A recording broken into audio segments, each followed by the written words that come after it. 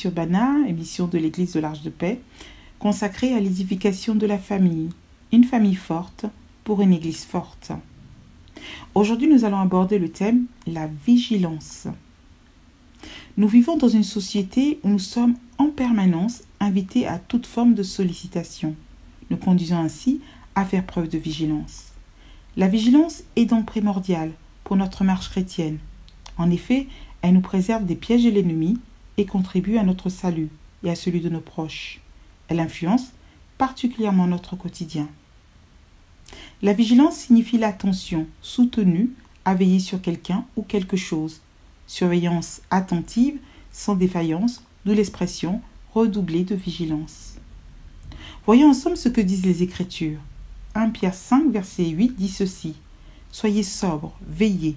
Votre adversaire, le diable, rôde comme un lion rugissant, cherchant qui il dévorera. » À la lecture de ce passage, nous constaterons que le Seigneur nous appelle à la vigilance, de sorte que nous puissions discerner dans notre marche chrétienne les ruses du diable. Comment assurer notre vigilance dans un monde où nous sommes perpétuellement sollicités? Voyons ensemble 3 points. Premier point, être à l'écoute et obéir aux instructions que le Seigneur nous donne, quand bien même nous ne comprenons pas toute la portée du message, surtout quand nous sommes en danger.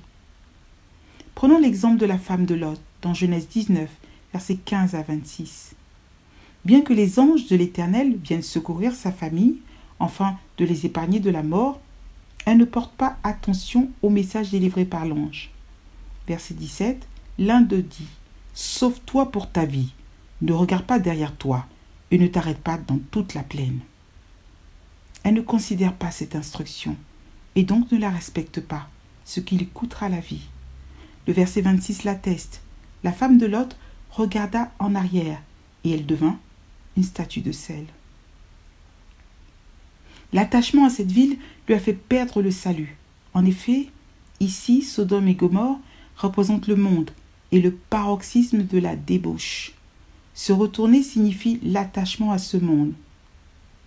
Bien souvent, nous sommes passés à côté de la voie de Dieu à cause de la convoitise et des distractions de ce monde. Deuxième point, faire preuve de discernement afin de ne pas tomber dans les ruses du diable.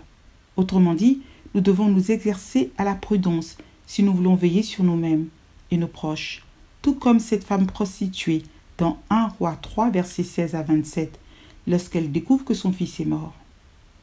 En effet, elle s'est assurée de savoir s'il s'agissait bien de son enfant.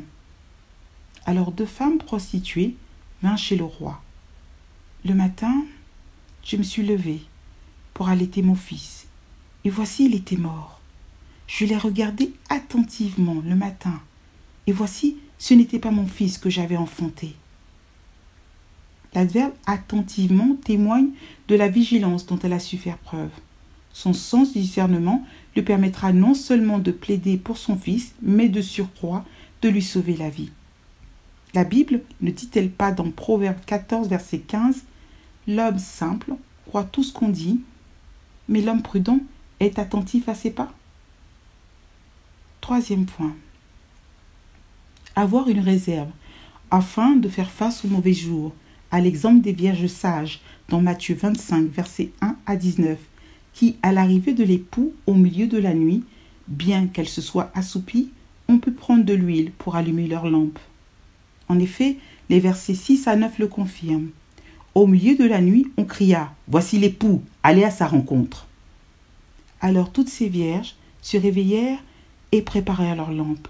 Les folles dirent aux sages « Donnez-nous de votre huile, car nos lampes s'éteignent. » Les sages répondirent « Non, il n'y en aura pas assez pour nous et pour vous. Allez plutôt chez ceux qui en vendent et en achetez-en pour vous. » La nuit représente ici les mauvais jours. Et ces temps difficiles demandent que nous ayons une réserve d'argent, d'aliments ou autres, mais également de prière pour les affronter avec sérénité comme les vierges sages. En ces temps de trouble, soyons donc des femmes vigilantes, afin de ne pas manquer le retour du Seigneur. Veillez donc, puisque vous ne savez ni le jour ni l'heure. Matthieu 25, verset 13. Merci de votre écoute. Que Dieu vous bénisse et à très bientôt pour un prochain numéro sur Bana.